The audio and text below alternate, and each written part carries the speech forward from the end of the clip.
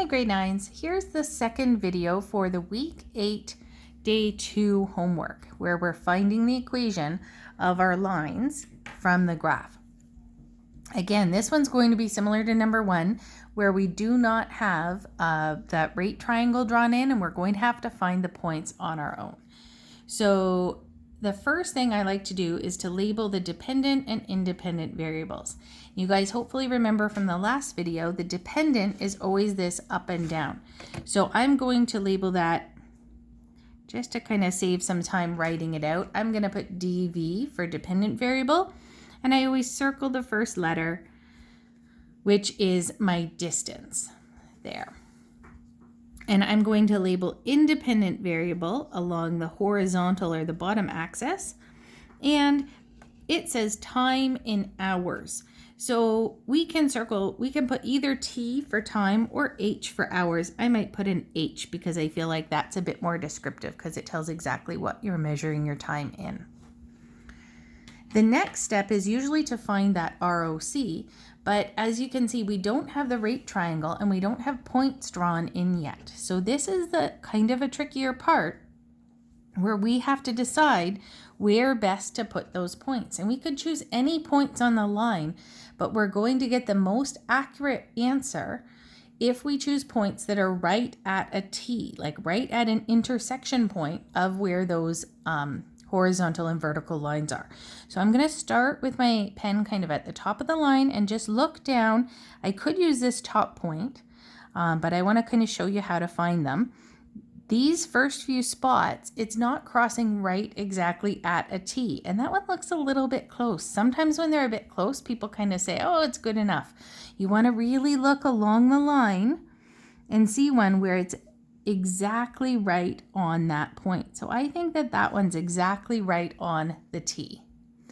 And I'm going to keep looking. Those ones are not exactly on the T. That's really not. That's right in the middle. These guys are not exactly right on that T, but that one looks really good right there. So I'm going to put another point there. And then if I kept going, there's actually a third one that would also be good down there. And you can use any pair of these. So you can do your right triangle there, or you could do a big triangle across all of them.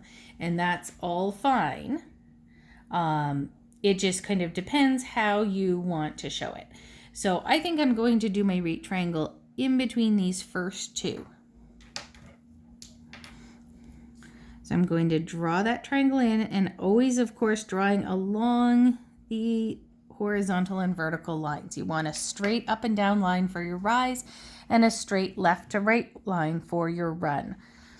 So I'm going to do the rise first, and the top of this rise line, this up and down line, is at 900. So I'm going to circle the 900, go straight across and circle that, and the bottom of the up and down line is at 600. So I'm going to figure out my rise between here and here by subtracting. So rise equals 900 minus 600. And when I subtract those, I get a rise of 300.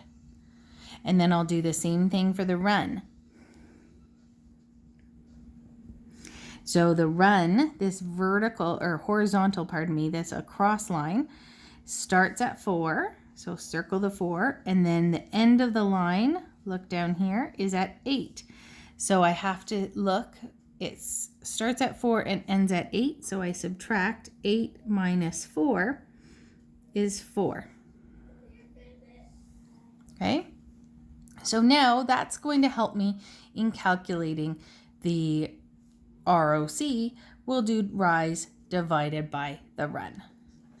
The last thing I identify on my graph is the initial. And remember, that's always the starting point. That's where on this vertical DV line does your graph start. So on this vertical axis, it starts at 1,200. So I'm going to label that initial right there. Okay. So now I'm going to go into my chart. My first piece in my chart, I know from last time, was the ROC. So I'll just kind of remember rise was 300 and run was 4. So looking here, what is the ROC and what does it represent? So ROC, my same equation every time, whether I have a graph or a table, is rise over run.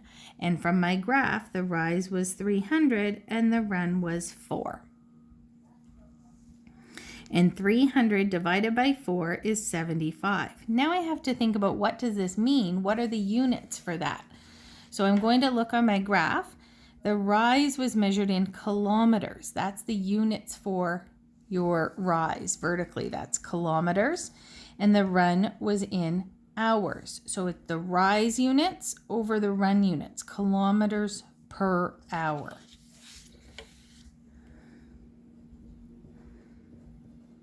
So here, the rate of change, we know kilometers per hour measures a speed.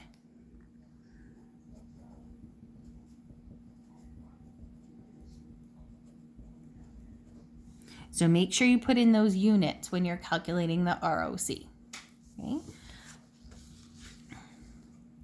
So the next question says, what's the initial and what does it represent? So initial is a 1,200 kilometers. That's my units here.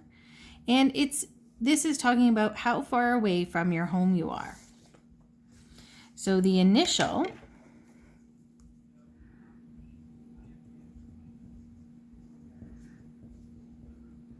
is 1,200 kilometers, and this is the starting distance